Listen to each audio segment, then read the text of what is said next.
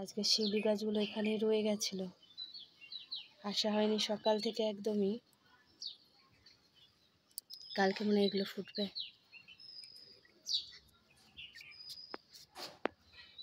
গোড়ায় পড়ে আছে,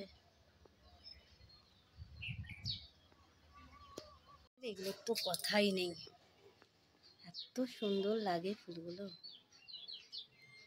হাওয়ায় দুলছে, কি দারুণ করে হাওয়ায় দুলছে।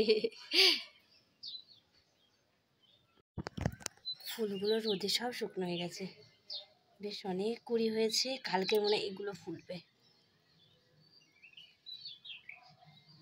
এগুলোকে বেঁধে এরম করে তুলে দিলে বেশ সুন্দর লাগে।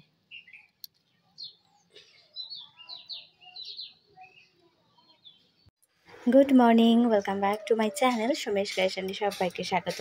আরও একটা নতুন দিনে আরও একটা নতুন ব্লগে সবাইকে অনেক অনেক ভালোবাসা জানিয়ে আজকে একদম রান্নাঘর থেকে ব্লগটা শুরু করেছি। আলু ভাতে দেবো, আর এদিকটায় পেঁপে কেটেছি দেখো একদম ডুমো ডুমো করে। আর ওই পেঁপেগুলো বড়ো পেঁপেগুলো ওগুলো ভাতে দেবো। আর ওই যে পেঁপেগুলো যেগুলো ছোটো ছোটো করে কেটেছি ওগুলো ডাল দিয়ে, এবার আজকের পেঁপে দিয়ে ডাল হবে। তো এই হচ্ছে আজকের মেনু, আলু ভাতে, পেঁপে ভাতে আর ওই ডাল। আর একটু আম আছে, ছোটো ছোটো আম দিয়েছিল, তো সেইটা আজকে চাটনি করব।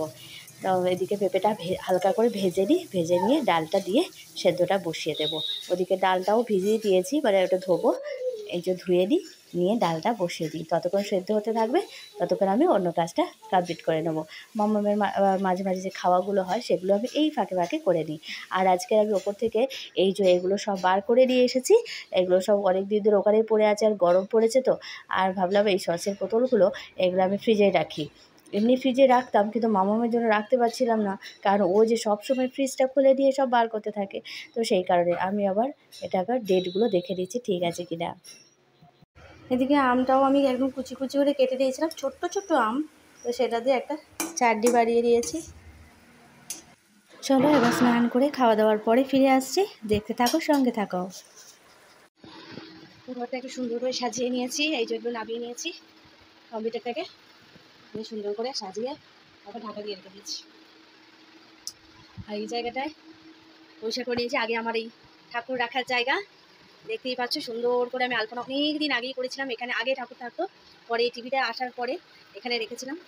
তো আমার এই সুন্দর আলপনাটা আবার ঠাকুরের সামনে কেমন হয়েছিল অবশ্যই জানিও, যদিও অনেক দিনের রাখা এটা। আর মমমের ওগুলো সব ওখানে গুছিয়ে রেখেছি। বই খাতাগুলো এখানে রাখবো না, কারণ স্কুলের বইগুলো এত বিরক্ত করছে, এগুলো টানাটানি করছে, ছিঁড়ে যাচ্ছে। এগুলো ওপরে তুলে দেবো, ব্যাগে উঠে যাবে। আজকে একদম স্নান করে একদম তারপরে এলাম, অনেক কাজ রয়েছে। মামাটা সারা দুপুরটা ঘুমায়নি, নিচে পালিয়ে গেছে, কি করছে কি বলবো। চুলটা একটু করবো, শ্যাম্পু করে নিয়েছি, কাল রবিবার, কাল তো হবে না। সারাদিনটা পুজো, রান্নাবান্না, পুজো, এটা ওটা করতে করতে সময় যাবে। মামাকে একটু ডাকি, অনেকক্ষণ ধরে গেছে, কি বিরক্ত করছে সারাদিন। সকালবেলায় যখন আমি রান্না করি তো তখনই ঘুমিয়ে পড়েছে, ব্যাস। এবার দুপুরবেলায় ঘুমাই কে?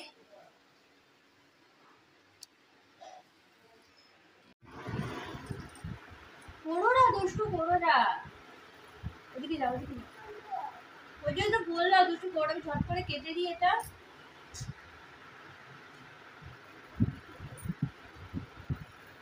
অসম আছে, চোখটাও গেছে।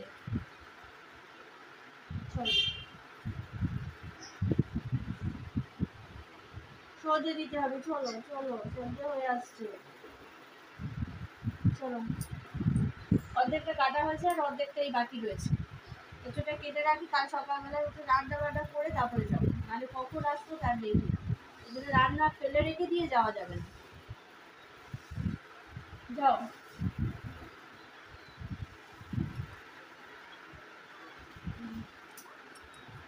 এসব কাটা নয়, এসব খেতে গেলেও সমস্যা, কাটা যে কি সমস্যা।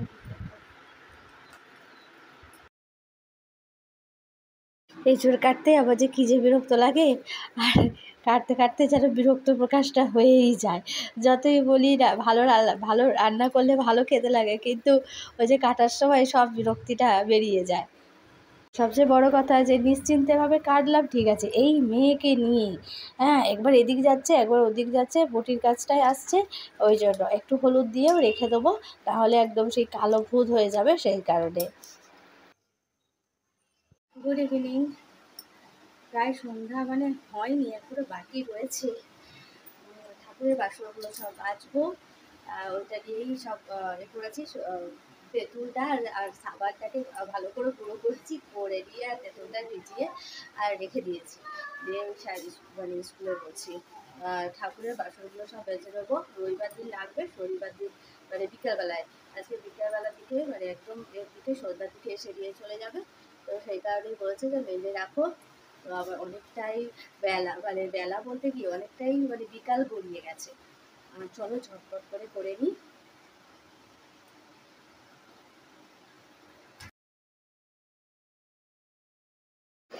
বাসনটা মাজতে আর ছাদে যাইনি বা নিচেও যাইনি, মানে কলতলায় আমি যাইনি, কারণ ওই মামার জন্য যদি কলতলায় গিয়ে যাই তো এক্ষুনি 10 বার কলটা খুলবে, সেই জন্য এই ঘরের বারান্দার মধ্যেই এক জায়গায় বসেছি, যেটা ভালো করে বাজাও হয়ে যাবে। আর বাজতে বেশ অনেকটা টাইম লাগে, তেঁতুল দিয়ে ভালো করে ঘষে করতে হবে।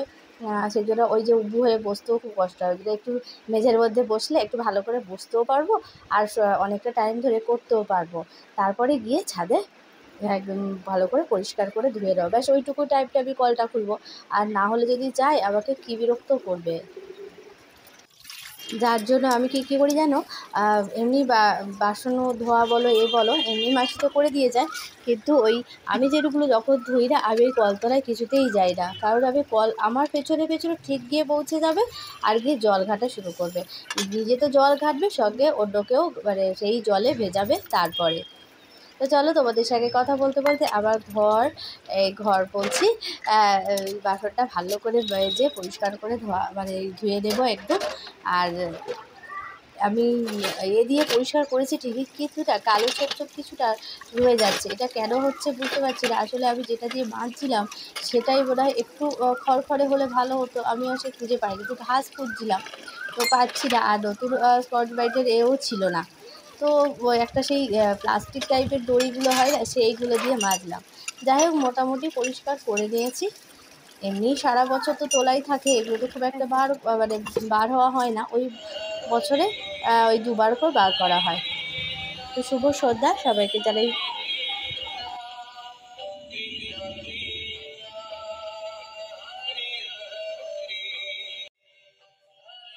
বন্ধুরা, আজকের ব্লগটা এই কাজ করেই আবার কেটে গেল।